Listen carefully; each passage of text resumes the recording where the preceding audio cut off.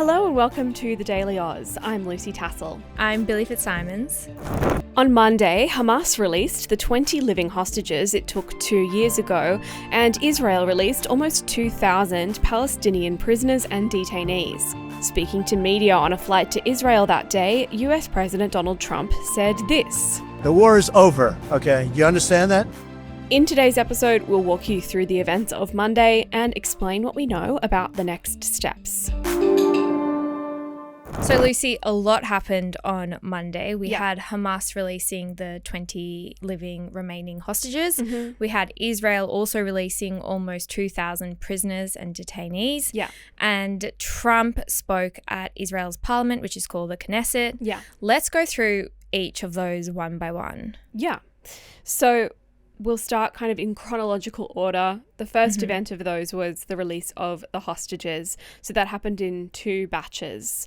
2 years ago, as anyone listening to this podcast would know, Hamas attacked Israel, taking 240 people hostage, including soldiers and civilians, such as people who were attending a music festival near the border of Gaza, and Hamas also took others from their homes, again, also near the border of Gaza.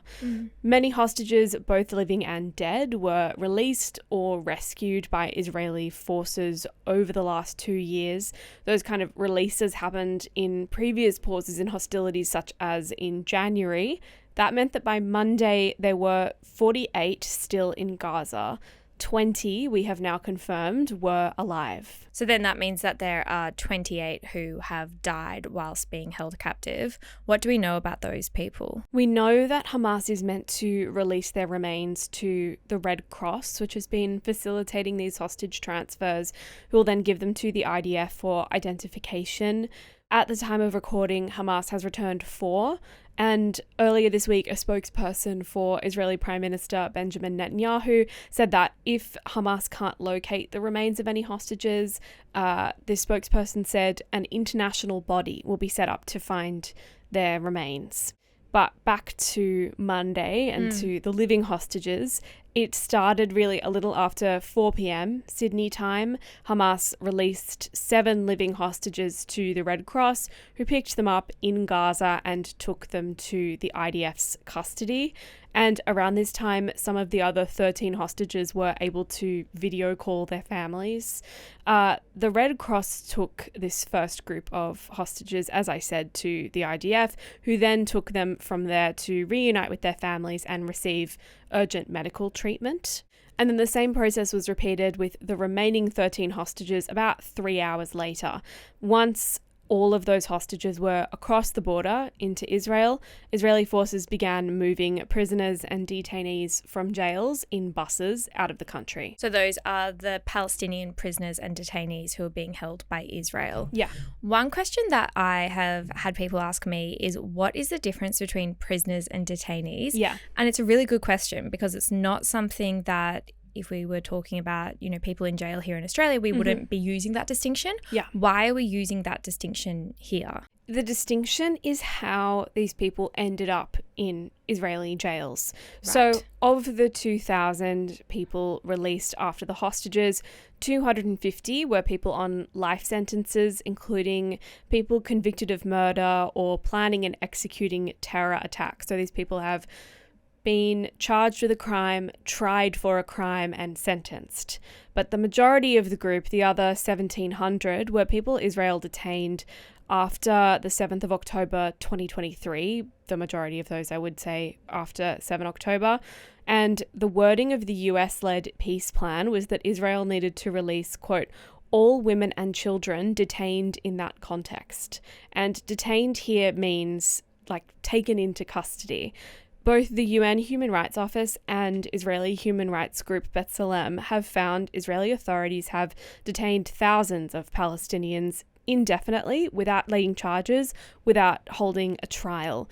You and I spent a lot of time on Monday going through that UN Rights Office report published in July 2024, which specifically looked at what this report called the IDF's, quote, arbitrary detention of Palestinians after the 7th of October.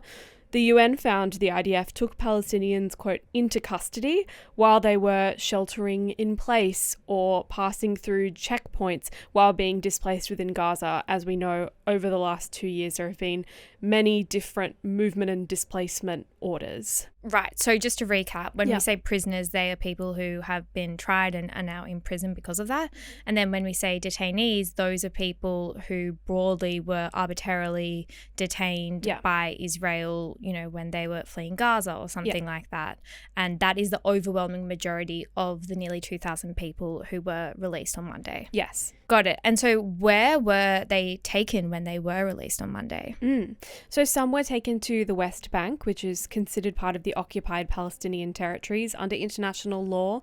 Others were taken to Gaza, which has been the target of Israel's bombardment over the last 2 years.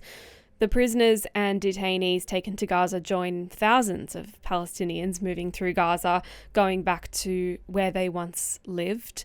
As I said, all those kind of displacement orders.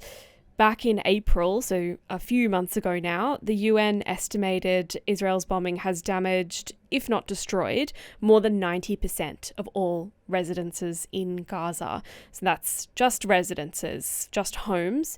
We also know Israel has bombed hospitals, universities, roads, mosques, churches, destroying them in most cases.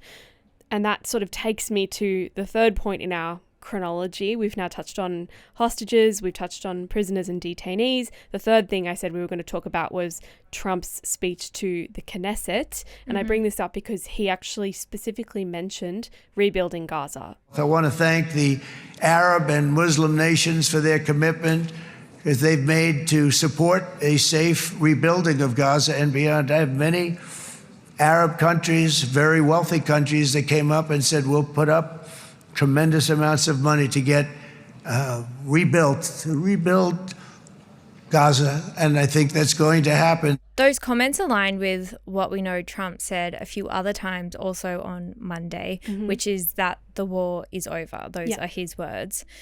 The US is not officially speaking a party to this conflict. So why is Trump saying that? Hi, I'm Zara. I'm the co-founder of the Daily Aus, and we started this company because we think news can be done differently. If you agree, you can hit subscribe. It's the best way to help us grow. Now, back to the video. The US is not an official party in the sense of literally having soldiers on the ground necessarily in terms of that specific conflict, but it has been heavily involved from the beginning as Israel's closest ally. And the US has sent billions of dollars in funding and sold billions of dollars of weapons to Israel, and has also been directly involved in negotiations under previous President Joe Biden, under current President Donald Trump. I said before also that all of this is happening as part of a US-led ceasefire plan, and that plan specifies that Gaza will be overseen by a board that includes Trump.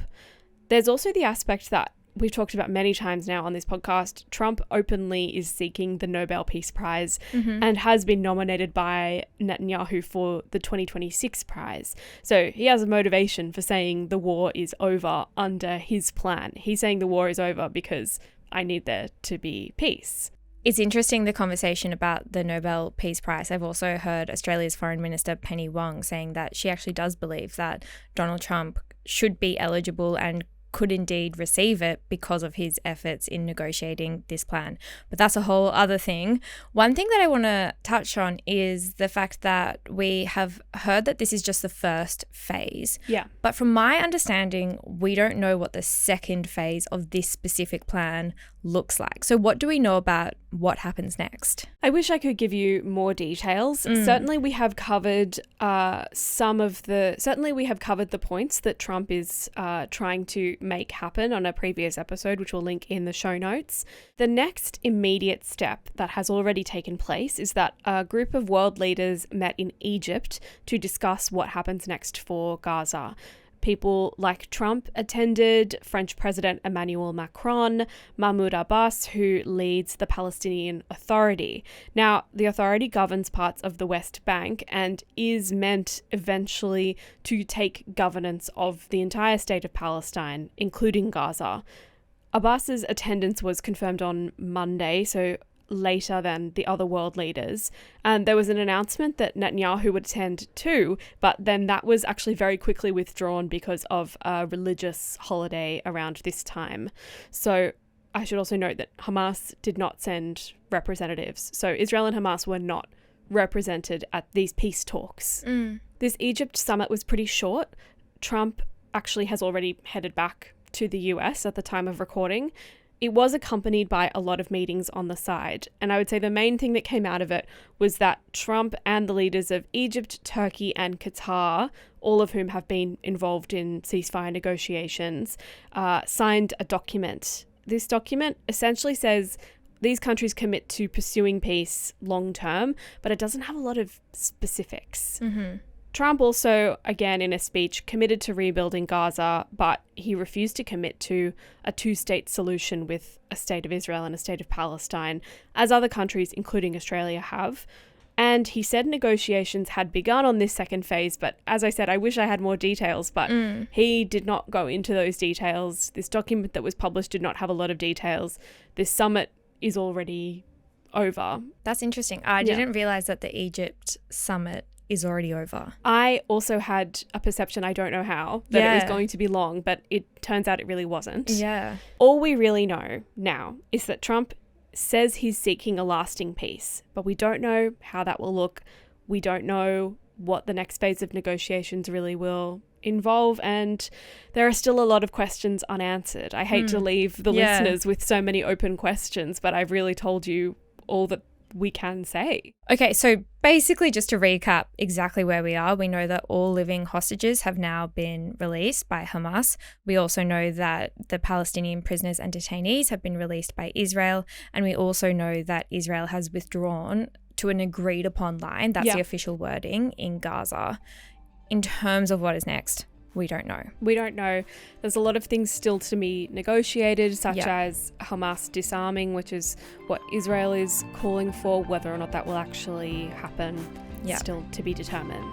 All right. Well, Lucy, we will, as always, keep a very close eye on what happens next. Thank you for explaining. Thanks, Billy. And thank you so much for listening to this episode of The Daily Aus. We'll be back this afternoon with your evening headlines, but until then, have a great day.